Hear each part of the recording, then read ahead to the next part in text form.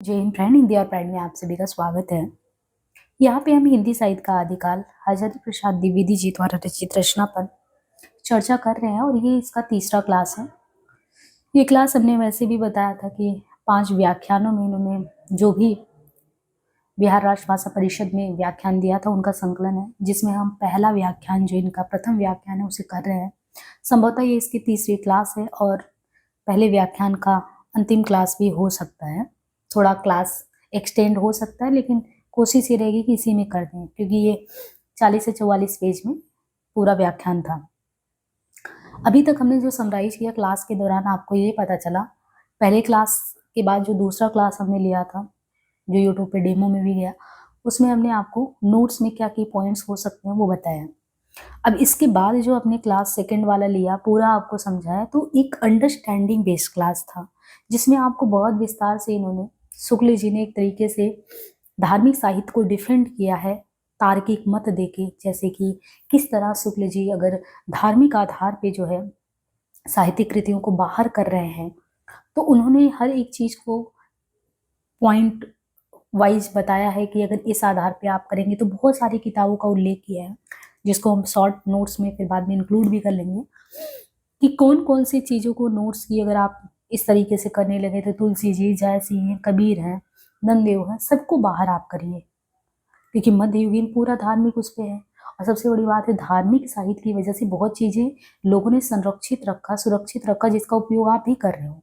आप अगर विशल देव या जितने भी 12 ग्रंथों के आधार पे आप वीर गाथा काल ले रहे हो, उसमें 3 निकाल भी दे रहे हो, तो वो सब जितनी भी चीजें कर रहे हो, कुछ ना कुछ हर एक चीज में आप धार्मिक उपदेश तो मिल ही जा रहे हैं। तो उनका कहना है कि जिसमें पूर्णतः धार्मिक उपदेश था, अगर उसको बाहर करते, कहीं नोटिस में आता उसको बाहर करते, तो मैं उस चीज पे आपको ब्लेम नहीं करता। आप पूरे के पूरे खारिज कर दे रहे हो, और जिसमें सिर्फ प्रेरणा के रूप में धर्म को लिया गया है, ये तो सरासर नाइंसाफी है। ये इनके मत थे। अब इन्होंने कहा, इसी प्रकार जैसे हमीर रासो है, तो हमीर रासो है उसको नोटिस मात्र समझा जा सकता है। ये कौन कह रहा है? हजारी प्रसाद जी कह रहे हैं। जहां पे समझा जा रहा है वहां मैं गलत नहीं ठहरा रहा हूं आपको। शिव सिंह सरोज जो है, शिव सिंह सरोज में चंद कवि के प्रसंग में ये कहा गया था कि इन्हीं की, यानी चंद की औलाद में सारंगधर कवि थे।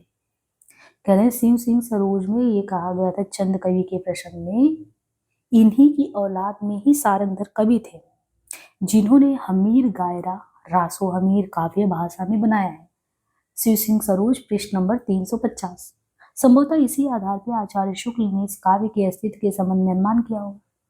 प्राकृत पेंगुलम उलटते पलटते उन्हें कई पद छंदों के उदाहरण में मिले, फिर तो उन्हें पूरा निश्चय ही हो गया कि ये पद असली हमीर रासो के ही हैं। क्यों और कैसे ये निश्चय हुआ, इसका कोई कारण शुक्ल जी ने बताया नहीं। तब से अब हिंदी साहित्य के इतिहास ग्रंथों में इन छंदों को निश्चित रूप से असली हमीर रासों के छंद माने जाने लगे। मजेदार बात यह है कि श्री राहुल सांकृत्यायन ने इन्हीं कविताओं को अपनी काव्यधारा में जज्जल कवि लिखित माना है। कुछ पद्यों में स्पष्ट रूप से जज्जल भड़ही, अर्थात जज्जल कहता है भड़ीती है। इन्होंने क्या कहा, हमीर रासों को नोटिस मात्र समझा जा सकता है। शिव सिंह सरोज जो है, शिव सिंह सरोज, उसमें कह रहे हैं शिव सिंह सरोज में चंद कवि के प्रसंग में कहा जाता है कि इन्हीं के औलाद में सारंगधर कवि आते हैं, जिन्होंने शायद हमीर गायरा या हमीर काव्य भाषा में बनाया है। संभवतः इसी आधार पर कह रहे हैं शुक्ल ने इस काव्य के संबंध में अनुमान किया था कि प्राकृत पेंगुलम उलटते पलटते उन्हें कई पद्य छंदों के उदाहरण में मिले हैं। कह रहे हैं कि असली हमीर रासों के छंद यही माने जाने लगे, लेकिन शुक्ल जी ने इसके मत में कुछ तार्किक वो बातें नहीं रखी। ये है कि श्री राहुल सांकृत्यायन ने इन्हीं कविताओं को अपनी जो काव्यधारा है उसमें जज्जल कवि लिखित माना है कि जज्जल के द्वारा लिखा गया है। कुछ पद्यों में स्पष्ट रूप से जज्जल भड़ई, अर्थात जज्जल कहता है कि भड़ीती है। अब यहाँ पे एग्जाम्पल भी इन्होंने दिया है, जैसे पिंधई दिड़ सस्सड़ बा ऊपर पक्खर दाई, बंधु समधि रड़ धसो समी, शामी हमीर वड़े लाई, उड़ड़ डहपा भामौ खग ऋव शाशी डारो, पहिनु दृढ़ साना बाजी ऊपर पक्कर दे, बंधु समर रे धस्यो स्वामी हमीर वचन रे। इसमें सन्नाह का अर्थ कवच है, पक्खर का अर्थ होता अश्वशन्नाह, घोड़े का कवच। राहुल जी का ये मत कह रहे हैं कि प्राकृत पैंगलम बिब्लियोथिका इंडिका में प्रकाशित टीकाओं के जजलस्य उत्तरीयम अर्थात ये जज्जल की उक्ति है पर आधारित जान पड़ता है। टीकाकारों के इस वाक्य का अर्थ ये भी हो सकता है कि ये जज्जल की कविता है, और यह भी हो सकता है कि यह किसी अन्य कवि द्वारा निबद्ध पात्र जज्जल की उक्ति है, अर्थात कवि निबद्ध वक्त प्रणोक्ति। यदि दूसरा अर्थ लिया जाए तो रचना जज्जल की नहीं किसी और कवि की होगी, परंतु वह और कवि शारंगधर ही है, इसका कोई सबूत नहीं है। इतना अवश्य है कि यह उक्ति किसी ऐसे काव्य से उद्धृत है जिसमें वीर रस का प्रसंग था। फिर यदि प्राकृत पैंगलम के एक कवि के ग्रंथ को वीर गाथा काल का ग्रंथ समझा जाए तो उसी ग्रंथ में श्री बब्बर, विद्याधर और अन्य अज्ञात कवियों की रचनाओं को भी उस काल की रचना मानकर विवेच्य क्यों ना समझा जाए। प्राचीन गुर्जर काव्यों में भी अनेक कवियों की रचनाएं ऐसी ही हैं जिन्हें थोड़ा बहुत हिंदी से संबंधित समझकर इस काल के विषय पर विचार किया जा सकता है। हमारे कहने का मतलब ये है कि या तो हमीर रासो नोटिस मात्र समझा जाए या प्राकृत पैंगलम में उद्धृत सभी रचनाओं को इस सम्मान आधारित ग्रंथ के समान इस काल की प्रकृति और संज्ञा के निर्णय का उपयुक्त साधन समझा जाए। इसके अलावा एक और बात भी विचारणीय है। हमीर नाम इस देश में किसी एक ही राजा के लिए नहीं व्यवहार में आया।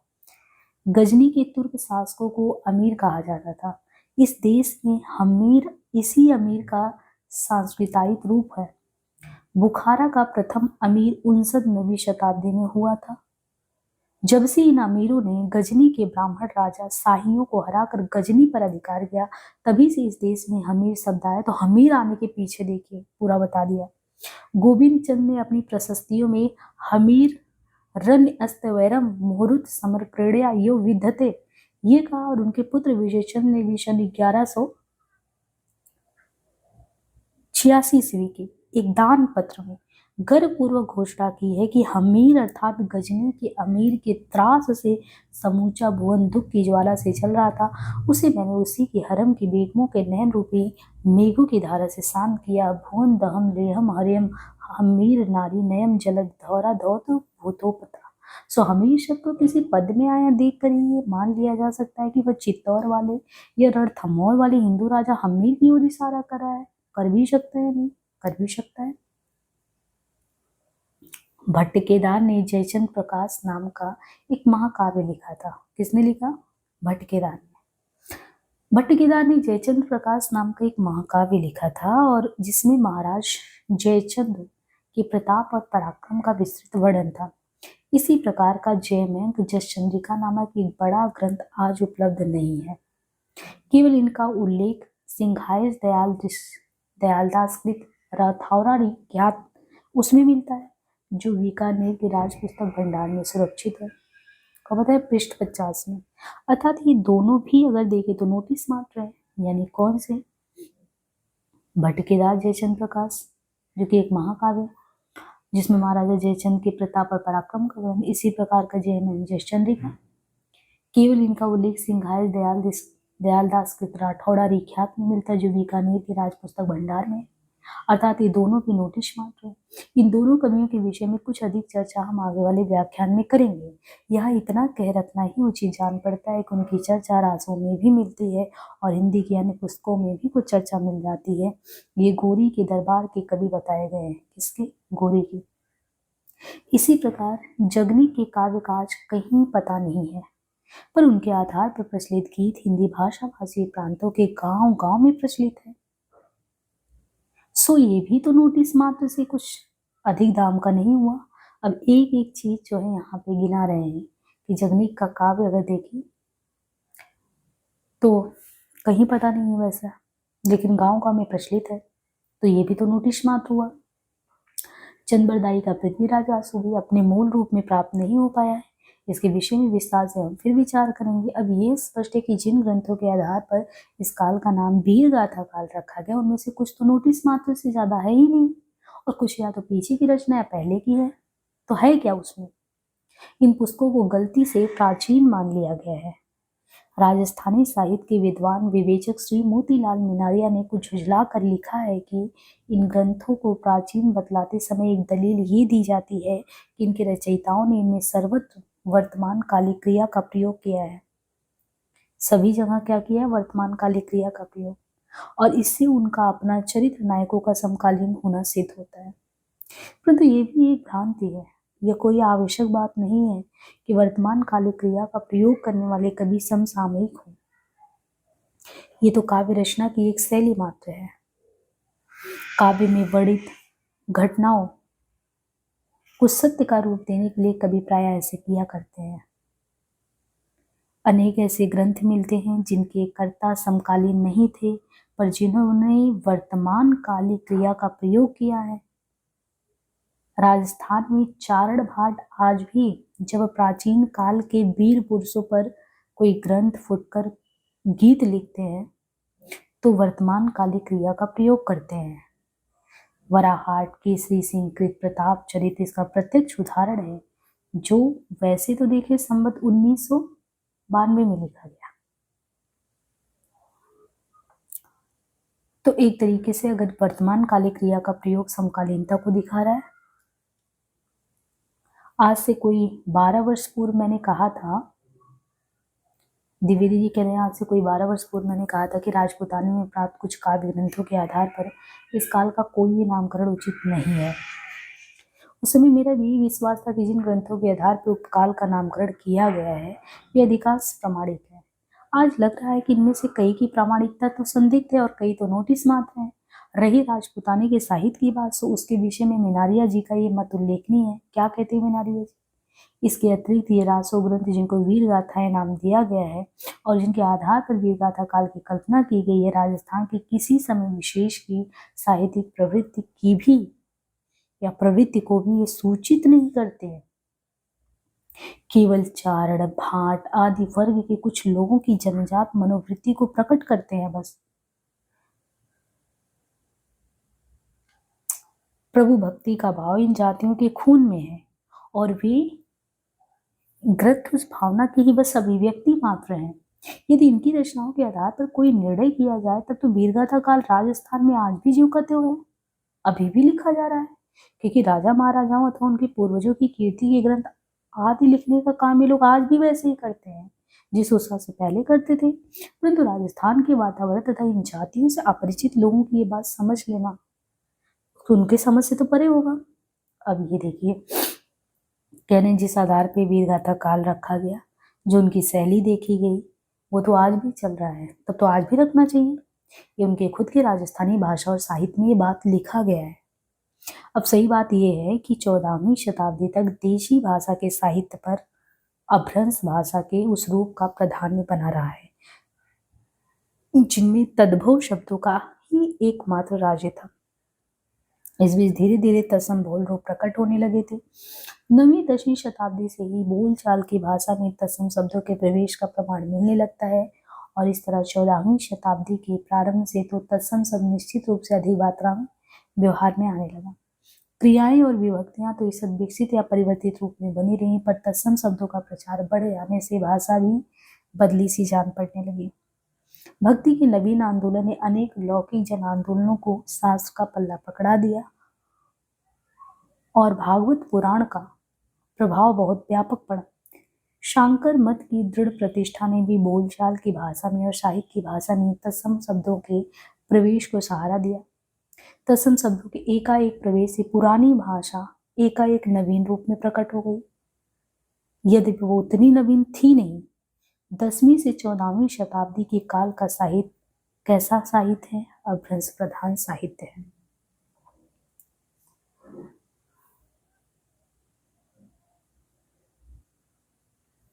उक्ति व्यक्ति प्रकरण, उक्ति व्यक्ति प्रकरण का उल्लेख कह रहे हैं पहले ही हो चुका है।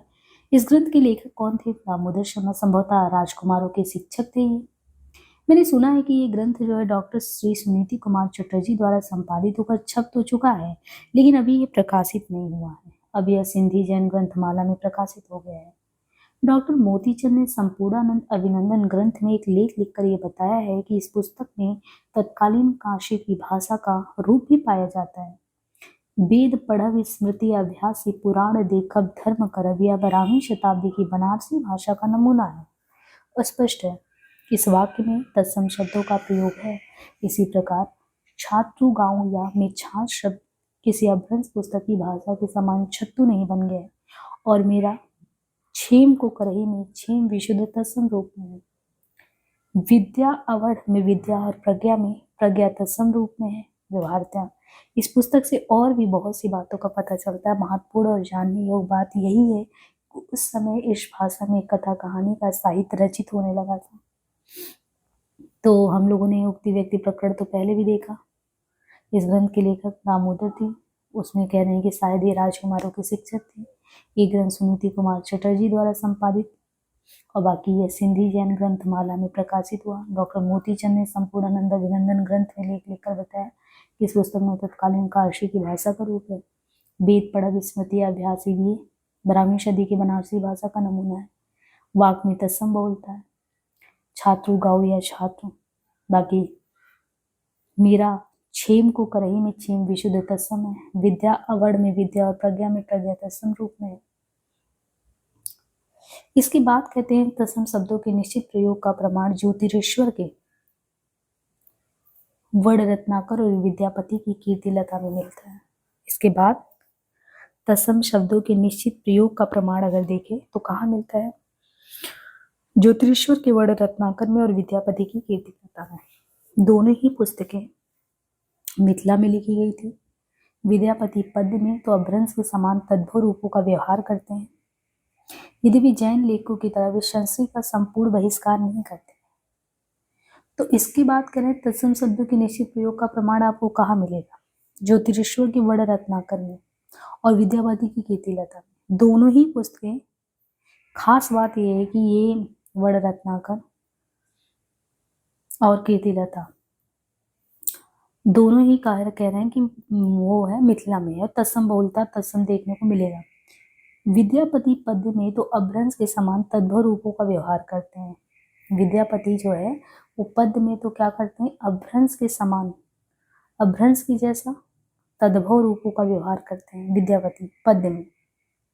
यद्यपि जैन लेखकों की तरह वे संस्कृत का संपूर्ण बहिष्कार नहीं करते, कि मतलब जैन जो है कह रहे हैं संस्कृत का जो संपूर्ण बहिष्कार करते ये नहीं करते, पर जब गद्य लिखने लगते हैं ना तो उनकी भाषा में तत्सम शब्दों की भरमार हो जाती है।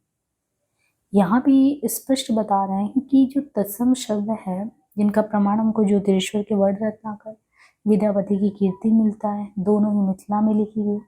विद्यापति पद्य में तो अभ्रंश के समान तद्भव रूपों का व्यवहार करते हैं। यद्यपि जैन लेखों की तरह वे संस्कृत का संपूर्ण बहिष्कार नहीं करते,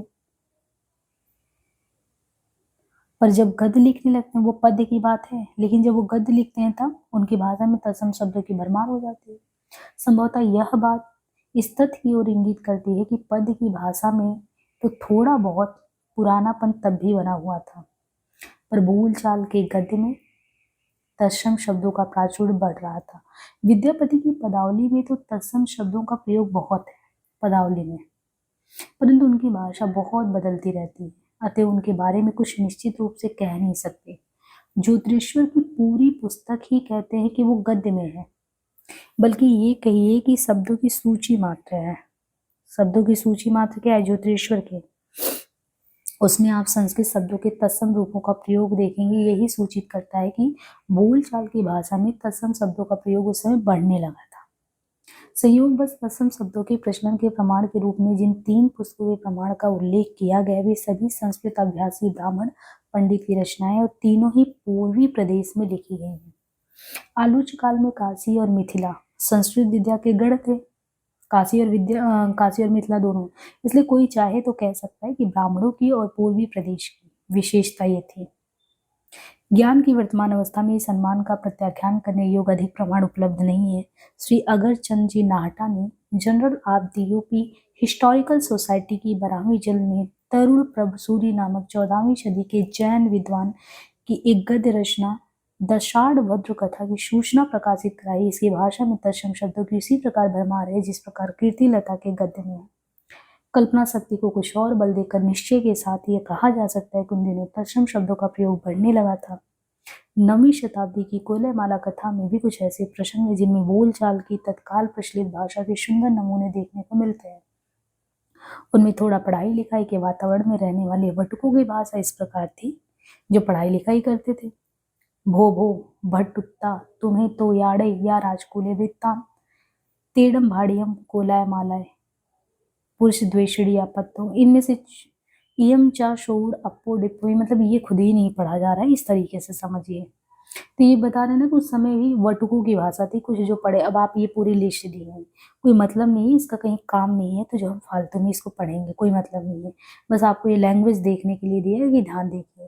जैसे उन्होंने कहा, कहे हे व्याघ्र स्वामी क्या वार्ता है राजकुमार। उसने कहा, पुरुष द्वेषड़ी कुलय माल ने पात लगा दिए। यह सुनकर एक विद्यार्थी फड़क कर उठ बोला, निर्णय यदि पांडित्य से है तो मैं ब्याह करूंगा कोलय माला से। दूसरे ने कहा, कौन सा तेरा पांडित्य। तो धीरे धीरे आप देखेंगे थोड़ा समझ में आने लगा था, शुरुआत में तो बिल्कुल ही समझ में नहीं आ रहा है। दूसरे ने कहा कि मैं साथ साथ गाथियां पढ़ता हूँ। उन्होंने कहा, कैसी है रे व्याघ्र स्वामी वे कहता है। उसने कहा, यह गाथा। यह सुनकर दूसरे ने क्रोध सहित कहा, तो ठीक है, यहाँ पे एक एग्जाम्पल तो स्पष्ट ही इसमें आप तत्सम शब्दों का बाहुल्य है। बाहुल का कारण संस्कृत पाठशाला का वातावरण है। जब केशव के यहाँ की सुख सारिकाएं जो है बात कर सकती हैं संस्कृत में, तो बात ही अलग है। इस पुस्तक में एक अनाथालय की कूड़ियां पाई जो आदि की भाषा का भी नमूना है। मतलब एक अनाथालय की कह रहे हैं कि जो मतलब कोढ़ी या पाही जो उनकी भी भाषा का नमूना है। यह अनाथालय मथुरा में हुआ करता था। अनुमान किया जा सकता है इस बातचीत में स्थानीय भाषा का रूप तो रहा होगा। संस्कृत की कठिन तत्सम शब्दों का ना रहना स्वाभाविक है, फिर भी इसमें प्रयोग खेद आदि शब्द प्राय तत्सम नहीं है। ये ध्यान देने की बात, एक अच्छे आच आदि के जो प्रयोग 12वीं शताब्दी की भाषा आपको उक्ति व्यक्ति प्रकरण में मिल जाते हैं, वो करीब करीब यहाँ भी है। इस प्रकार 9वीं शताब्दी में ही बोलचाल की भाषा में देखें तो तत्सम शब्द आने लगे थे, जो लोग बातचीत में कुछ इस प्रकार का आभास देना चाहते थे कि वे पढ़े लिखे तो हैं। वे निसंकोच संस्कृत शब्दों का धड़ल्ले से प्रयोग करते थे, लेकिन जो साधारण जनता थी उनकी बोलचाल की भाषा में संस्कृत शब्दों का व्यवहार उसी स्वाभाविकता के साथ होता जान पड़ता है जैसा बात की बोली में होता रहा। धीरे धीरे संस्कृत के तत्सम शब्द अधिकाधिक मात्रा में आने लगे। सो इस काल की भाषा की मुख्य प्रवृत्ति थी बोलचाल में तत्सम शब्दों का प्रचार। और इस तरह गुलेरी ने, चंद्र शर्मा गुलेरी ने बताया भी है कि विक्रम की 7वीं से लेकर ग्रामीण सदी तक अपभ्रंश की प्रधानता थी और फिर वो पुरानी हिंदी में परिणित हो गई। इसमें देसी की प्रधानता है, विभक्तियां घिस गई, खिर गई। एक ही विभक्ति जैसे हाँ आह कई काम देने लगी। वैदिक भाषा की अविभक्तिक निर्देश की विरासत भी इसे मिली। विभक्तियों के खिल जाने से कई अव्यय या पदलुप्त विभक्ति पद आने लगे। क्रियापदों में मार्जन हुआ। हाँ, इसने केवल प्राकृत ही के तद्भव और तत्सम पद नहीं लिए, सिर्फ प्राकृत के तद्भव और तत्सम नहीं लिए, किंतु धनवती अपुत्रा मौसी संस्कृत से भी कई तत्सम पद लिए हैं। अपभ्रंश साहित्य की भाषा हो चली थी, वहां गत भी गए और गज भी गए। काज का काय कार्य सबके लिए कायक है, मतलब इतनी चीजों के लिए सिर्फ काय। इनमें भाषा के प्रधान लक्षण सुनने से अर्थबोध का व्याघात होता था। अपभ्रंश में दोनों प्रकार के शब्द मिलते हैं। जैन लोग संस्कृत शब्दों का बहिष्कार अवश्य करते रहे, पर वे आते ही गए। चंद का रासो अपने मूल रूप में सुरक्षित नहीं रह सका, इसमें बहुत प्रक्षेप हुआ है। फिर भी इसके वर्तमान रूप से जो 17वीं सदी के आसपास का अनुमान किया जा सकता है कि इसमें संस्कृत की ओर जाने की प्रवृत्ति है। तद्भव शब्दों में अनुस्वार लगाकर संस्कृत की झोंक देना तत्कालीन भाषा के नए घुमाव की सूचना है, परंतु इससे ज्यादा कुछ नहीं कह सकते। सूरदास, तुलसीदास, बिहारी आदि परवर्ती कवियों की भाषा में निश्चित रूप से आपको तत्सम शब्दों का अबाध प्रवेश देखने को मिलेगा, परंतु उनके प्रयोगों का अध्ययन करने से एक बात तो स्पष्ट हो जाता है कि तत्सम शब्दों का प्रयोग नए सिरे से होने लगा। जैसे विधु वैनी में वैनी परंपरा प्राप्त शब्द है, चंद्र बदनी में बदनी नए घुमाव की सूचना है, लोयन कोयन में लोयन पुरानी स्मृति का चिन्ह है, सोच विमोचन लोचन में नए प्रभाव का द्योतक है, मैन सर में मैन पुरानी विरासत है, और मदन मोहन में मदन नया तिथि।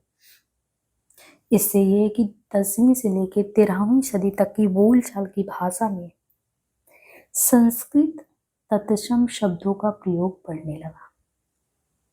10वीं से 13वीं इन कुछ शताब्दी में अपभ्रंश से मिलती जुलती भाषा का पदवाहन बनी रही है, और गद्य की भाषा जो थी वो तत्सम बहुल ही थी। कीर्तिलता में इनकी स्पष्ट सूचना मिलती। धीरे धीरे तत्सम शब्द और उनके नए तद्भव रूपों के कारण भाषा बदली और इस तरह 14वीं शताब्दी के बाद वो बदल ही गई। इसके पूर्व अपभ्रंश और देश भाषा मिश्रित अपभ्रंश की प्रधानता बनी रही। इस प्रकार 10वीं से 14वीं सदी का काल, जिसे हिंदी का आदिकाल कहते हैं, भाषा की दृश्य अपभ्रंश का ही बढ़ाव है। इसी अपभ्रंश के बढ़ाव को कुछ लोग उत्तरकालीन अपभ्रंश कहते हैं और कुछ लोग पुरानी हिंदी कहते हैं। इस पुरानी हिंदी के कुछ पुराने नमूने शिलालेखों में भी मिलते हैं। जैसे 12वीं सदी तक निश्चित रूप से अपभ्रंश भाषा ही पुरानी हिंदी के रूप में चल रहा था, यदि उसमें नए तत्सम शब्दों का आगमन शुरू हो गया था। गद्य और बोलचाल की भाषा में तत्सम शब्द मूल रूप में रखे जाते थे और पद्य लिखते समय उन्हें तद्भव बनाने का प्रयास होता। चरित तत्सम शब्द है, इसका पुराना तद्भव रूप है चरियो। बोलचाल की भाषा में नए सिरे से चरित बोला जाने लगा था और पद लिखते समय भी कभी लोग इसका व्यवहार करते थे। इसी प्रकार दक्षिण, समग्र, शुक्र, ग्राम आदि सब बोलचाल की भाषा से सरक कर पद में आ जाते थे। 12वीं सदी में किसी विश्वामित्र गोत्रीय गोहिलवंशी विजयपाल ने काई नामक वीर को हराया था। उसके लड़के का नाम भुवनपाल था, नाती का हर्षराज। इस हर्षराज के भुजदंड ने कालंजर, डाहल और गुर्जर तथा दक्षिण के देशों को जीता था। वो संगर भंगर अर्थात युद्ध को तहस नहस करने वाला था। उसके रण रभस के सामने कोई टिक नहीं सकता था। उसने महागढ़ को जीता, पौरजनों का रंजन किया, शत्रुओं को जीता, चित्तौड़ से जूझा, दिल्ली दल को जीता और इस प्रकार हर्षराज का पुत्र सबका प्रश्न का पात्र हो। शक्तिशाली गुजरों को खदेड़ दिया, गुधों को मान भगाया। इस प्रकार अपने पौरुष के कारण विजय सिंह ने बड़ी कीर्ति अर्जित की। वो भुम्भुक देव का भक्त बन गया। उन्हीं की प्रणति कर उसने सारी कीर्ति अर्जित की और दृढ़ चित्त से संपूर्ण सुखों को भोगा। दमोह जिले में प्राप्त उसका हिंदी लेख देखिए ऐसे है। विस्मित गोत उत्तिम चरित विमल पामिड़ का हरधर धरड़ो संशीव दौड़ो प्रवार। भाई इसको पढ़ने से कोई मतलब नहीं, ना कहीं काम आने वाला, बस एक लैंग्वेज देखना था। नागरी पिछाड़ी पत्रिका भाग्य प्रकाशित हीरालाल जी के लेख से। ये शिलालेख जो है उस युग की भाषागत प्रवृत्तियों को अविकृत रूप में उपस्थित करता है। ये स्पष्ट रूप से ये बताता है कि पद की भाषा अपभ्रंश ही थी, किंतु बोलचाल की भाषा में संस्कृत तत्सम शब्द आने लगे थे और उनका प्रभाव पद की भाषा पर भी पड़ रहा था। डॉक्टर धीरेन्द्र वर्मा ने इस काल की भाषा पर विचार करते हुए क्या कहा है? हिंदी भाषा का इतिहास भूमिका। पंडित चंद्रशर्मा गुलेरी ने नागरी पिछाड़ी पत्रिका भाग 2 अंक में पुरानी हिंदी शीर्षक लेख में जो नमूने दिए हैं वे प्रायः गंगा की घाटी के बाहर के प्रदेशों में बने ग्रंथों के हैं। अतः इनमें हिंदी के प्राचीन रूपों का कम पाया जाना स्वाभाविक है। अधिकांश उदाहरणों में आपको प्राचीन राजस्थानी के नमूने मिलते हैं। इनके अलावा इन उदाहरणों की भाषा में अपभ्रंश का प्रभाव इतना ज्यादा है कि इन ग्रंथों को इस काल के अपभ्रंश साहित्य के तहत रखना ही ज्यादा उचित मालूम पड़ता है। वस्तुतः 14वीं शताब्दी के पहले की भाषा का रूप जो है वो हिंदी भाषी प्रदेशों में क्या और कैसा था, इसका निर्णय करने योग्य साहित्य आज उपलब्ध नहीं हो रहा है। कुछ अधिक प्रमाणिक प्राचीन हस्तलिखित ग्रंथ और शिलालेख आदि से ही इस भाषा का परिचय मिल सकता है। दुर्भाग्यवश इस काल का ऐसा साहित्य उपलब्ध नहीं है जो एकाध शिलालेख और ग्रंथ में मिलता। वे बताते कि यद्यपि गद्य की और बोलचाल की भाषा में तत्सम शब्दों का प्रचार बढ़ने लगा था, पर पद में अपभ्रंश का ही प्राधान्य था, इसलिए इस काल को अपभ्रंश काल का बढ़ाव कहना उचित है। विषय वस्तु को दृष्टि में रखकर इस काल के लिए राहुल जी ने एक और नाम सुझाया जो बहुत दूर तक तत्कालीन साहित्यिक प्रवृत्ति को स्पष्ट करता है। यह नाम है सिद्ध सामंत काल। इस काल का जो भी साहित्य मिलता है उसमें सिद्धों का लिखा धार्मिक साहित्य प्रधान है। यदि यह साहित्य विशुद्ध काव्य की कोटि में नहीं आ सकता, पर नाना प्रकार की सिद्धियां इस काल में उसी प्रकार प्रेरणा का विषय रही जिस प्रकार परवर्ती काल में भक्ति। वस्तुतः काल प्रवृत्ति का निर्णय प्राप्त ग्रंथों की संख्या द्वारा नहीं हो सकता, बल्कि उस काल की मुख्य प्रेरणादायक वस्तु के आधार पर ही हो सकता है। प्रभाव उत्पादक और प्रेरणा संचारक तत्व ही साहित्यिक काल के नामकरण का उपयुक्त निर्णायक हो सकता है। फिर सामंत काल में सामंत सबसे उस युग की राजनीतिक स्थिति का पता चलता और अधिकांश चारण जाति जो थी उनके कवियों की राज स्तुति पर रचनाओं की प्रेरणा स्रोत का भी पता चलता है। सामंत जिस काव्य का प्रधान आश्रय दाता है उसमें उनकी झूठी सच्ची विजय गाथाओं और कल्पित अकल्पित प्रेम प्रसंगों का होना उचित ही है। एक के द्वारा वह वीर रस का आश्रय बनता है, दूसरे के द्वारा श्रृंगार रस का आलम्बन। सामंत को दोनों ही चाहिए, वीरता भी, श्रृंगार भी। इस प्रकार इस सब में इस काल की मुख्य प्रवृत्तियों को स्पष्ट करने का गुण है।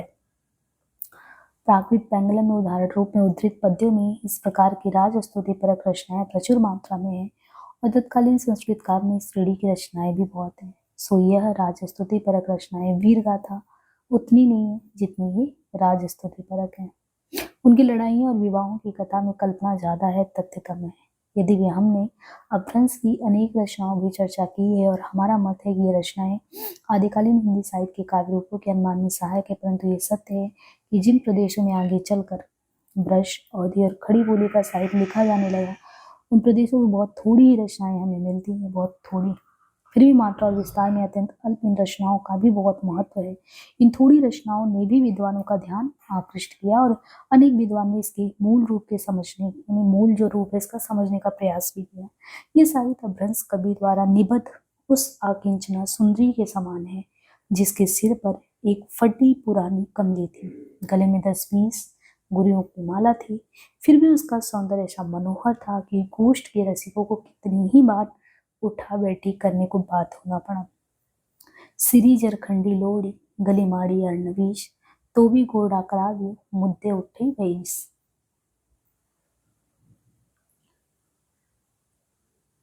यहाँ पे जब हम तीसरा लेक्चर यानी व्याख्यान ये पहला खत्म कर दे रहे हैं, तो जब लास्ट टाइम में आपको रिवीजन करना है चीज़ों को, तो कैसे, क्योंकि पहले का जितना भी हमें 20 पेज कराया था वो रिवीजन लगभग हो चुका है। इसमें आगे देखिए इन्होंने किस तरीके से आगे कंटिन्यू किया था। इन्होंने उल्लेख किया था कि जो सन 1918 और 1921 के बीच general of department letters Calcutta विश्वविद्यालय, वहाँ पे प्रभुचंद बागची ने कुछ और बौद्ध सिद्धों के दोहे प्रकाशित कराए। बाद में वो जो है पुस्तक के आकार में संकलन प्रकाशित होके आता है। तो राहुल जी का जिक्र है इसमें। राहुल जी की किताब का नाम आप सुनते हैं, हिंदी काव्य धारा करके है, और इस ये काव्य जो काव्य धारा में है उसमें अपभ्रंश काव्यों को संकलित किया गया है, उसका संग्रह है ये सन 1945 में। इसमें इन्होंने ये कहा है एक तरीके से कि जो अपभ्रंश है वो वस्तुतः पुरानी हिंदी ही है, और पहली बार ये कहते हैं कि स्वयंभू के रामायण की जो हस्तलिखित प्रति है वहाँ पे सुरक्षित है, उसको प्रकाशित कराया। तो यहाँ पे उन्होंने ये घोषित कर दिया था राहुल जी ने कि स्वयंभू सर्वोत्तम कवि हैं, दूसरे नंबर पे पुष्पदंत है। यहीं पे एक शिव सिंह करके टाड के राजस्थान के आधार पे इन्होंने ये जिक्र किया था कि वहीं पे राजा मानवंतीपुर के बहुत बड़े संस्कृत ग्रंथ यानी पंडित और अलंकार विद्या में अद्वितीय थे, उन्हीं के यहाँ पुष्प भाट करके रहते थे, वो संस्कृत ग्रंथ वगैरह पढ़े। तो ऐसा लगता है कि इस भाषा की जड़ जो है अगर देखें तो हजारी प्रसाद जी के अकॉर्डिंग वो है, ऐसा ये कह रहे हैं। अब ये कंफर्म नहीं कि इन्होंने, जैसे इन्होंने कहा कि भाषा की जड़, ऐसा लग रहा है कि उनके ही अनुसार देखें तो, क्योंकि यहाँ पे तो स्वयंभू को सर्वोत्तम कवि इन्होंने मान लिया है, लेकिन जान पड़ता है कि पुष्पदन जो राष्ट्रकूट राजा का कृष्णराज के आश्रित थे, मानिकखेत पर से राजा, तो एक भाषा की जड़ पुष्प भाट को माना गया। हम लोग समानता इसको हिंदी की किताब में ऐसा पढ़ते नहीं है, बस क्योंकि इस किताब में कथानक इसलिए आपको बता दे रहे हैं। इसके बाद आप देखेंगे इसमें ढेर सारे 8वीं 9वीं 10वीं 11वीं 12वीं सदी में पूरी लिस्टिंग की गई थी, तो वो बहुत इंपॉर्टेंट लिस्टिंग है। पूरा फालतू के नोट्स में कोई मतलब नहीं है ब्यौरा लिखने का, आपको इस किताब की अंडरस्टैंडिंग होनी चाहिए। बहुत की पॉइंट्स थोड़े से आप हाईलाइट किए हों, और किताब हो तो आप जरूर लेके इसको साथ में बैठा करें पढ़ने।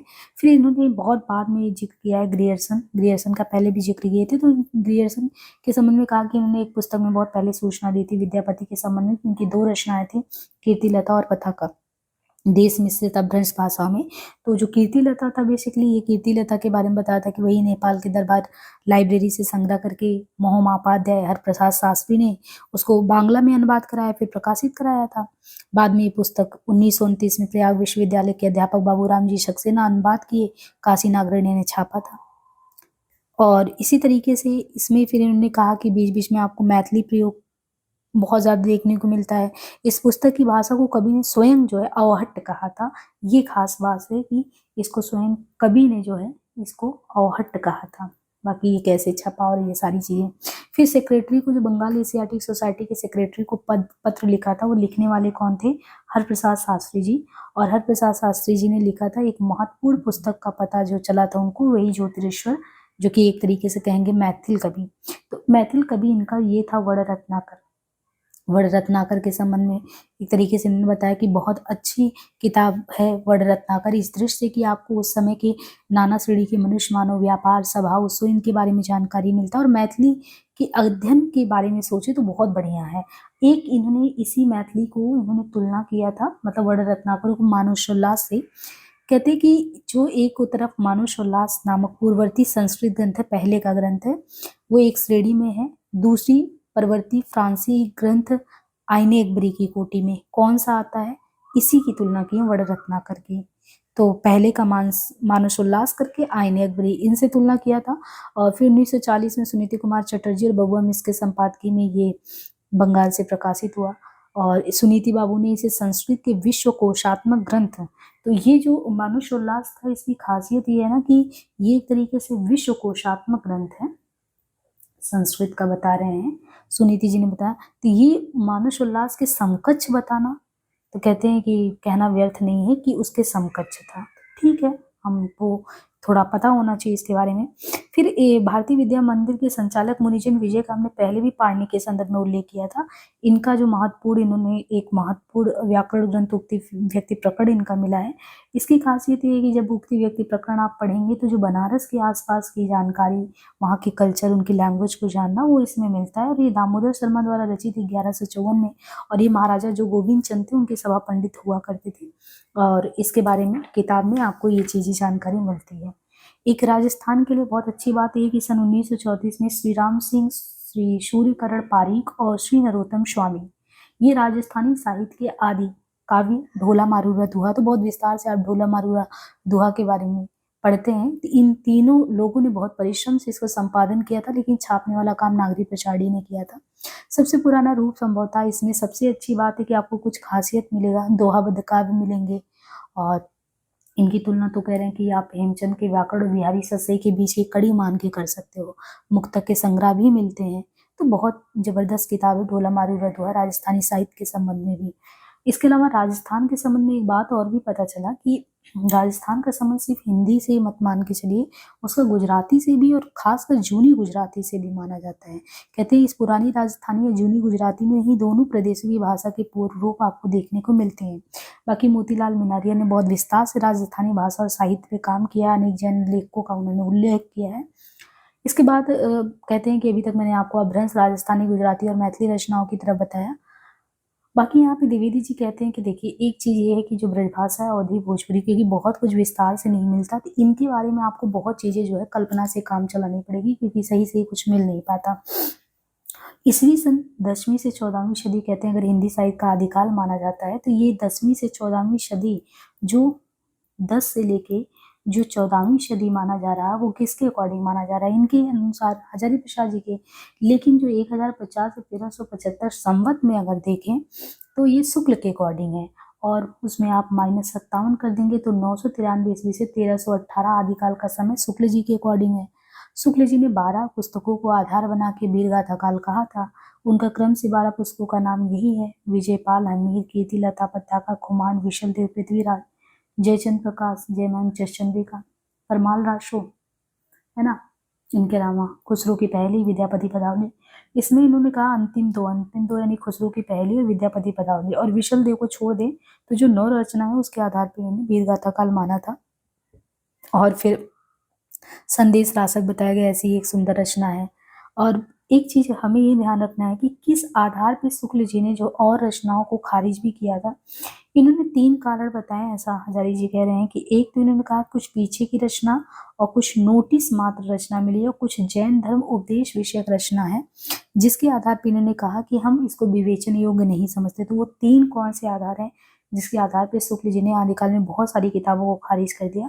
एक तो उन्होंने जैन धर्म में जो उपदेश विषयक समझा, कुछ सिर्फ नोटिस मात्र समझा, कुछ पीछे की रचना समझ के इसको नकार दिया। अब पूरे विचार विमर्श के केंद्र में यही बात आ जाता है, जिसको लिख के बताने की जरूरत नहीं है, समझाते चलेंगे। धर्म भावना एक प्रेरक शक्ति रही। अब इसी पे जो है पूरा जो है विचार विमर्श शुरू हो जाता है, जिसको हम इसी में आपको पेज को जल्दी बढ़ा के वो कर देते हैं, क्योंकि उसको नोट्स में लिखने का कोई मतलब नहीं है। यहाँ पे देखेंगे जब इन्होंने तीनों को खारिज कर दिया ना, इधर बहाल की, उससे तो ये हुआ कि तब जाके इन्होंने बड़ा एग्रेसिव उसमें जो है हजारी प्रसाद जी ने भी उत्तर दिया।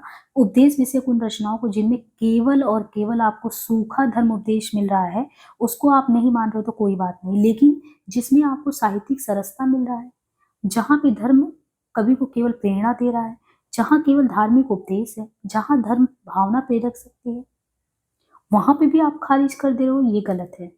जो मूलतः जैन धर्म भावना से प्रेरित होकर लिखी गई है, निसंदेह वो उत्तम काव्य है। यानी एक तरीके से इन्होंने कहा कि प्रेरणा को आप खारिज नहीं कर सकते, प्रेरणा उत्तम काव्य का काम कर रही है। और विजयपाल रासो वो हमीर रासो की बात ये भी साहित्य विकास के लिए स्वीकार्य है, तो इसका उत्तर इन्होंने इसमें दिया था। फिर इधर जैन अभ्रंश चरित काव्यों की जो विपुल समाधि है उस पर चर्चा की बात हुई थी कि जिसको योग्य नहीं समझ रहे, धार्मिक संप्रदाय के आधार पर बाहर कर दे रहे हैं। तो फिर इन्होंने कहा कि स्वयंभू है, चतुर्मुख है, पुष्पदंत है, धनपाल है, ये कवि को केवल देखिए, केवल ये समझने वाली बात है ना, ये बहुत विचारणीय बात है। इसको किस कलर से करेंगे ताकि आपको जो है एकदम अच्छे से क्लियर होता रहे, जैसे हाँ यहाँ पे भी समझिए, यहाँ पे भी इन्होंने बोला केवल, केवल जैन होने के कारण अगर आप इनको फिर निकाल रहे हैं तो भी सही नहीं, क्योंकि धार्मिक, अब ये बहुत इंपॉर्टेंट है, इतना वेरी इंपॉर्टेंट, ठीक है। धार्मिक साहित्य होने मात्र से कोई रचना आप साहित्यिक कोटि में नहीं ला रहे हैं, तो फिर आप तुलसीदास जी को भी नहीं ला सकते, रामचरितमानस उनके द्वारा है, जायसी का पद्मावत भी नहीं ला सकते, ये सब भी धर्म उपदेशक नहीं कर सकते। फिर उन्होंने कहा सूफियों में भी एक बात प्रचलित है कि प्रेम कथानकों को भारतीय हिंदू घरों से लेते हैं, ये भी सही नहीं है। कह रहे हैं ये जो परंपरा हमारे यहाँ कथानक दे दे के कहने की, ये स्वामी रामकृष्ण परमहंस जो थे उन्हीं के उससे चला आ रहा है। तो आप नैतिक और धार्मिक आधार पर खारिज करना शुरू कर दिए ना, तो फिर आदि काव्य में आपको तुलसी के रामायण, कबीर की रचना, जायसी, मध्युग के पूरे साहित्य को आप उठा के खारिज कर दो, सब खारिज कर दो। क्योंकि एक धर्म बुद्धि के कारण बहुत सारे लोगों ने इन चीज़ों को एक तरीके से संचय किया। उसमें इन्होंने अशुघोष के जिक्र किए कि मंगोलिया के रेगिस्तानों ने कुछ पन्ने बचा के रखे थे, तभी तो हम लोग अशुघोष के नाटक को पाते हैं। और फिर इसी तरीके से पूरा उन्होंने विस्तार से तो बताया था। इसके बाद बोला कि ऐतिहासिक व्यक्तियों की जीवन चरित्र उपजीव्य बनाकर हमारे यहाँ पे काव्य लिखने की प्रथा जो है 7वीं सदी के बाद बहुत तेजी से बढ़ा है। तो जीवन चरित्र को उपजीव्य बनाकर 7वीं सदी के बाद तेजी से लिखा जाने लगा। जैसे कोई भी ऐतिहासिक आप देखेंगे जिसके आश्रय में रहते थे उनके प्रशस्ति गायन करते थे, तो चंद के आश्रयदाता पृथ्वीराज थे, विद्यापति के आश्रयदाता कीर्ति सिंह थे, तो ये चरित्र काव्य लिखते थे। अब उसमें वो कुछ धार्मिक रंग देने का प्रयास कर देते थे। रासो में ही देख लीजिए, कभी चंद की जो रानी थी कह रहे हैं, उन्होंने स्त्री ने प्राकृत राजा के यश वर्णन को अनुचित कहा कि प्राकृत राजा का यश वर्णन करें, भगवान का कर दो, वो चीज समझाया। इस पर कवि ने फिर विस्तार से कहते हैं दशावतार चरित्र का वर्णन किया। और फिर इसी तरीके से कहते हैं पृथ्वीराज को भी भगवत स्वरूप बताकर कहानी में थोड़ा धार्मिकता। कीर्ति लता के संबंध में कहते हैं कि कवि ने थोड़ा सा पुण्य लाभ के लिए पुरुष कहाड़ी हो कहो जसुपथ हो पुण्य, यहाँ पे भी तो मतलब धर्म भावना एक तरीके से केंद्र में रहा, अगर प्रशस्ति गायन कर रहे हैं तब भी। इसके अलावा भविष्य का क्या धार्मिक कथा है, और इतना सुंदर काव्य शिव के साहित्य में कहाँ आपको मिलेगा। श्री राहुल सांकृत्यायन ने भी उच्छ्वसित भाव से कहा स्वयंभू का जो रामायण हिंदी का सबसे पुराना और सबसे उत्तम काव्य है। यानी यहाँ पे कहने का मतलब ये है कि धार्मिक आधार पे नहीं खारिज कर सकते आप। रामचरितमानस सूरसागर धार्मिक काव्य नहीं है। राजशेखर सूरी जैन मुत के साधु थे, उसी प्रकार इन्होंने अब एक एक करके याद दिलाया। देखो नंदास हित हरिवंश वैष्णव धर्म के साधु थे। राजशेखर नेमिनाथ का चरित्र वर्णन करते थे, नेमिनाथ फागु नंदास ने किया, लीलाओं का वर्णन किया। राजपंचाध्यायी ने धर्म भावना प्रधान ये भी था, उसमें क्या कवि तो नहीं था। राधा सुधा निधि में राधा की शोभा का वर्णन कवित्व के संबंध में कवित्व के साथ हो रहा, तो राजशेखर सूरी के नेमनाथ फागु में क्या नहीं हुआ, वहां पे भी राजल देवी की सूर्य। तो मतलब आप किसी को अगर खारिज, तो इन्होंने कहा लो हम प्रमाण पे प्रमाण दे रहे हैं, अगर आप खारिज कर रहे हो तो सब खारिज ही कर दो बैठ के। फिर इन्होंने ये भी कहा कि ठीक है, मेरे विचार से तो धार्मिक पुस्तकों को साहित्य के इतिहास में त्याज ही नहीं मानना चाहिए, परंतु जो पुस्तक के पीछे की रचना हो या नोटिस मात्र उन पे विचार ही क्या हो सकता है। शुक्ल जी ने जिन पुस्तकों को प्रमाणिक रचना समझ कर इस काल का, अब एक चीज और इनका उत्तर देते हैं कि शुक्ल ने जिस पुस्तकों को समझा कि ये तो प्रमाणिक है वीर गाथा काल के, उसके पीछे इन्होंने कहानी बताया कि उसमें भी आपको मतलब अगर देखें तो अधूरी जानकारी है। क्यों? क्योंकि जिसको आप वीर गाथा काल कह रहे हो, उनमें सबसे पहली खुमार रासो जो रचना है, जिसके कवि का नाम क्या है, दलपति विजय है। तो 3 खुमार राजाओं की चर्चा करने के बाद कहते हैं कि शुक्ल जी इस बात पे पहुंचते हैं कि दलपति विजय जो द्वितीय खुमार है, उनका समसामयिक रहा होगा। यद्यपि वो प्रताप सिंह का तक का वर्णन देकर उन्होंने ये तो अनुमान कर ही लिया कि इसका वर्तमान रूप विक्रम की 17वीं शताब्दी में प्राप्त हुआ होगा, अर्थात ये भी संदेहास्पद। तो मतलब ये कहते हैं कि जिस आधार पे आप वीर गाथा काल मान रहे हो, ये भी तो संदेह के घेरे में है कि नहीं, अर्थात ये भी संदेहास्पद रचना है। तो शुक्ल जी के मन में ये विश्वास था कि इसका मूल रूप पुराना होगा, तो उन्होंने मान लिया, जो मान लिया वही चलने लगा। तो दलपति वस्तुतः कह रहे हैं तबाक्षीय जैन साधु शांति विजय के शिष्य थे। श्री अगरचंद नाहटा ने नागरी पिछाड़ी में इन्हें परवर्ती कवि बाद का कवि सिद्ध किया है। इधर श्री मोतीलाल मिनारिया ने भी अपने नव प्रकाशित पुस्तक कह रहे राजस्थानी भाषा और साहित्य में भी लिखा है कि हिंदी के विद्वानों ने इनका मेवाड़ के रावण खुम्मार के समकालीन होना अनुमानित किया, जो गलत है। वास्तव में इनका रचना काल अब बता रहे हैं कि अगर आप देखें तो इनका रचना काल 1730 से लेकर 1760 के आसपास उसके बीच में है। तो इसी प्रकार करें नरपति नाल का जो विशल देव रासो, उसके बारे में भी संदेह है। मेनारिया जी ने इन्हें 16वीं सदी के कवि नरपति का बिन माना है, और दोनों नरपतियों की रचनाओं के संबंध में एक रूपता दिखाने के लिए उन्हें उद्धरण दी हुए हंसकर उड़ा देने योग्य नहीं है।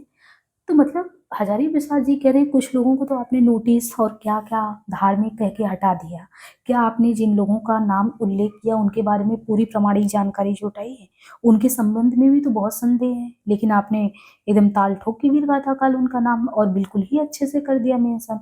अब विशल के संबंध में, नरपति नाल के संबंध, इसमें तो खुद संदेह की स्थिति है, यानी आपने जो डंकी की चोट पे कह दिया बस वही बात सच हो गई, बाकी तो सब झूठ हो गया। ये इन्होंने कहने के लिए सारे प्रामाणिक वो सब कुछ दिए, पंक्तियां दी। तो कहा शुक्ल जी ने ये भी लिखा था कि नाल के विशल देव रासों में जैसा कि होना चाहिए था, ना तो वीर राजा के ऐतिहासिक चढ़ाई का वर्णन है, ना उसके सौर पराक्रम का। श्रृंगार रस की दृश्य विवाह और रूट कर विदेश जाने का पोषित पतिका के वर्णन के लिए मनमाना वर्णन है, अतः इसे छोटी सी पुस्तक को विशल देव ऐसे वीर का रासो कहना खटकता है। अब देखिए इसमें कह रहे हैं कि शुक्ल जी ने क्या लिखा था, नाल का जो विशल देव था उसमें कह रहे हैं कि जो नाल का विशल देव रासो था उसमें जैसा कि होना चाहिए था, जैसा कि होना चाहिए था, क्या होना चाहिए था, ना तो उक्त वीर राजा विशल देव की ऐतिहासिक चढ़ाई का वर्णन है, न उनके सौर पराक्रम का है। श्रृंगार रस की दृष्टि से विवाह और रूठ कर विदेश जाने का प्रोसित पतिका के वर्णन के लिए मनमाना वर्णन कर दिया गया है, अतः इस छोटी सी पुस्तक को विशल देव ऐसे वीर का रासो कहना खटकता है। किस आधार पर इन्होंने कह दिया छोटी सी पुस्तक, इसको कह दिया शुक्ल जी ने, पर जब हम देखते हैं आचार्य जी कह रहे हैं कि ये कोई काव्य ग्रंथ नहीं है, ये तो केवल गाने के लिए लिखा गया था ना, आपने तो सब कुछ बता दिया, लेकिन ये देखा ही नहीं कि मूल इसका उद्देश्य क्या है, सिर्फ गाने के लिए लिखा गया है, तो बहुत कुछ समाधान वैसे ही मिल जाता। आप किस आधार पे मूल्यांकन करने निकल गए। कह रहे हैं इसी प्रकार शुक्ल जी को ये ग्रंथ बहुत अधिक ग्रहणीय नहीं लगा, तो नहीं लिया उन्होंने, उनकी विवेचना का पुराना होने का गौरव पाने के कारण ही उनकी विवेचना का विषय बन सका था। अब इसका ये गौरव भी छिन गया, यानी एक तरीके से इसको इन्होंने बातचीत किया था विशल को, फिर उसको भी खारिज कर दिया, कह रहे हैं उसका गौरव भी छिन गया। इसकी भाषा की प्राचीनता पर विचार करने के पहले ये बात ध्यान में रखनी चाहिए कि गाने की चीज होने के कारण इसकी भाषा में बहुत कुछ फेर फार होता आया है, पर लिखित रूप में सुरक्षित रहने के कारण इसका पुराना ढांचा बहुत कुछ बना हुआ है। अब ये देखिए जो खारिज इन्होंने विशल देव के बारे में किसने किया था, शुक्ल जी ने किया था, हजारी जी ने इसका क्या किया है, समर्थन किया है। समझ रहे हैं, इसका समर्थन किया कि आप विशल देव छोटी सी पुस्तक करके मत खारिज करो, वो सिर्फ और सिर्फ आप उसके उद्देश्य को समझो गाने के लिए, और गाने में हेर फेर करके कम से कम सुरक्षित रखा गया, ये शुक्ल जी का विचार है। पर अब उल्टी बात मालूम हुई, तो उन्होंने कहा अब इसका गौरव भी छिन गया है। इसकी भाषा की प्राचीनता पर विचार करने के पहले ये बात ध्यान में रखनी चाहिए कि गाने की चीज होने का इसकी भाषा में बहुत कुछ हेरफेर होता है। इसी प्रकार करें कि हमीर रासों को देखो, उसको नोटिस मात्र समझा जा सकता है कि हमीर तो बस नोटिस मात्र है। शिव सिंह सरोज में चंद कवि के प्रसंग में कहा गया था इन्हीं की औलाद सारंगधर कवि थे। इसी आधार पर शुक्ल ने इस काव्य के अस्तित्व के संबंध में अनुमान किया। प्राकृत पेंगलम उलटते पलटते उन्हें कई पद छंदों के उदाहरणों में मिले, फिर तो उन्हें पूरा निश्चय हो गया कि ये पद असली हमीर रासों के ही है। क्यों हो, कैसे हो, इसका कोई कारण शुक्ल जी ने बताया भी नहीं इसके बारे में। तब से हिंदी साहित्य इतिहास ग्रंथों में इन छंदों को निश्चित रूप से असली हमीर रासों के छंद माने जाने लगे। मतलब जो शुक्ल जी को मिल जा रहा है उसको माना जाने लगा है।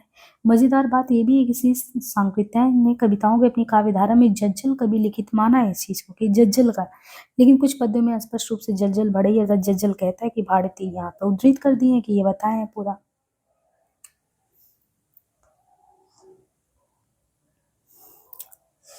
और इसी तरीके से और भी आगे चीजों के लिए एक एक चीज ये फिर बाद में कवि सारंगधर फिर प्राकृत पेंगलम के एक कवि ग्रंथ को वीर गाथा काल का ग्रंथ समझा जाए तो उसी ग्रंथ में बब्बर विद्याधर और अन्य अज्ञात कवियों की रचनाओं को भी किस तरीके से विवेच्य क्यों ना समझा जाए। हमीर रास और नोटिस मात्र समझा जाए या प्राकृत पेंगलम में उद्धृत सभी रचनाओं के सम्मान आधारित ग्रंथ के समान ही इस काल की प्रकृति और संज्ञा के निर्णय का उपयुक्त साधन समझा जाए। हमीर नाम इस देश में किसी एक ही राजा के लिए नहीं व्यवहार में आता था। फिर उसकी कहानी पूरी बताया था कि हमीर के पीछे क्या क्या कहानी है, किसके किसके लिए वर्णित किया जाता था। भट्ट केदार ने जयचंद प्रकाश नाम का एक महाकाव्य लिखा जिसमें जयचंद के प्रताप पराक्रम का वर्णन था। इसी प्रकार जय महंग जयचंदी का था। अब ये बड़ा काव्य ग्रंथ कह रहे हैं आज उपलब्ध नहीं है। केवल इसका आपको उल्लेख कहाँ मिल जाता है, सिंघाय दयाल की राठौड़ा रिख्यात में।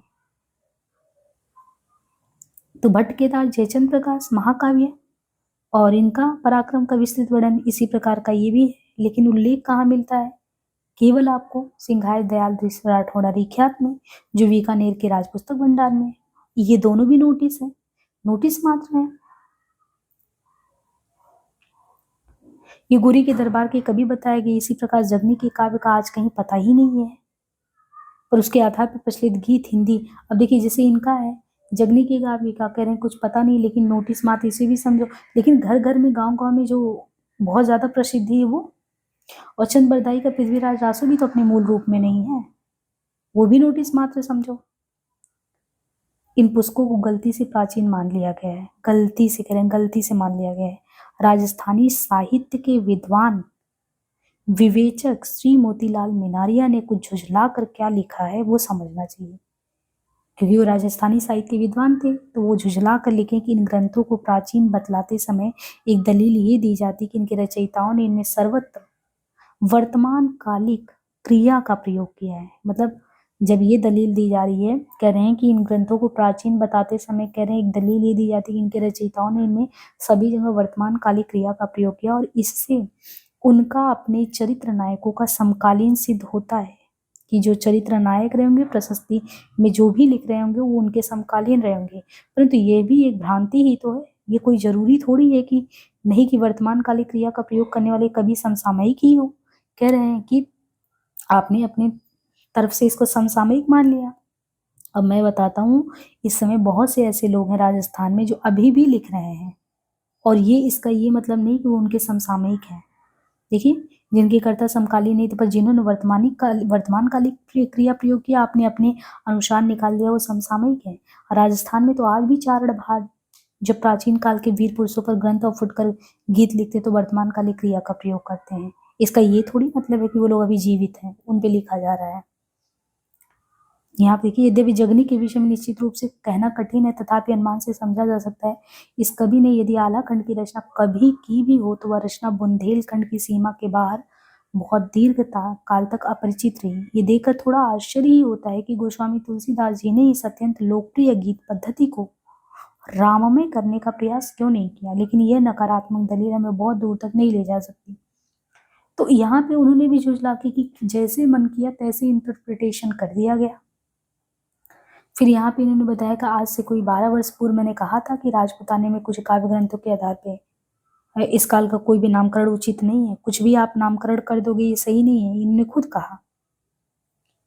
क्योंकि उस समय कह रहे थे मेरा विश्वास तक जिन ग्रंथों के आधार पे आप नामकरण कर रहे हो ज्यादातर प्रमाणिक है, तो आज लग रहा प्रमाणिक कहाँ हो तो संदिग्ध है, कोई नोटिस मात्र कोई संदिग्ध है। और राजपुतानी के साहित्य की बात से उसके विषय में कह रहे मिनारिया जी का ये मत उल्लेखनीय है। तो यहाँ पे फिर मत ये दे रहे हैं कि इसके अलावा ये रासो ग्रंथ जिनको वीर गाथाएं नाम दे दिया गया उन जिनके आधार पर वीर गाथा काल की कल्पना आप लोग कर लिए राजस्थान के किसी समय विशेष की साहित्यिक प्रवृत्ति को भी सूचित नहीं करते। ये बहुत बड़ी बात मिनारिया जी ने कही थी कि राजस्थान के किसी समय विशेष की साहित्यिक प्रवृत्ति को भी आपके वीर गाथा काल की रचनाएं जो थी शुक्ल जी के उस पर वो नहीं सूचित करती। केवल चारण भाट ये जो वर्ग होता है इनके कुछ लोगों की जन्मजात मनोवृत्ति को ये प्रकट करता है। प्रभु भक्ति का भाव इन जातियों के खून में वैसे भी था और वे ग्रंथ उसी भावना से उन लोगों ने लिख दिए। यदि इनकी रचनाओं के आधार पर कोई निर्णय आप लोग करते तो वीर गाथा काल राजस्थान में आज भी यूं करते हुए, क्योंकि ये राज महाराजा और जो भी पूर्वज की कीर्ति का गायन तो आज भी राजस्थान में हो रहा है। मिनारिया जी को कोट कर करके हजारी प्रसाद जी ने शुक्ल जी को लताड़ा यहाँ पे, और ये राजस्थानी भाषा और साहित्य में लिखा गया है। इस हिसाब से तो कह रहे हैं कोई भी लक्षण वगैरह नहीं मिल रहा है, नहीं मिल रहा है, तब भी आपने जो है अपने अनुसार सारी दलीलें दे दी और उसको सच मनवा भी लिया, और सबसे बड़ी बात है आपका लोहा भी सब मानते हैं। अब सही बात ये कि कहते हैं 14वीं सदी तक देशी भाषा के, अब फिर लैंग्वेज पे आ गए, यहाँ से वो विवाद खत्म हुआ।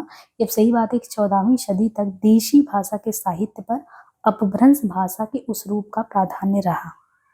देसी भाषा जो है उस पर अपभ्रंश का प्राधान्य रहा, जिनमें आपको तद्भव शब्दों का ही एकमात्र राज, तत्सम नहीं, संस्कृत युक्त नहीं।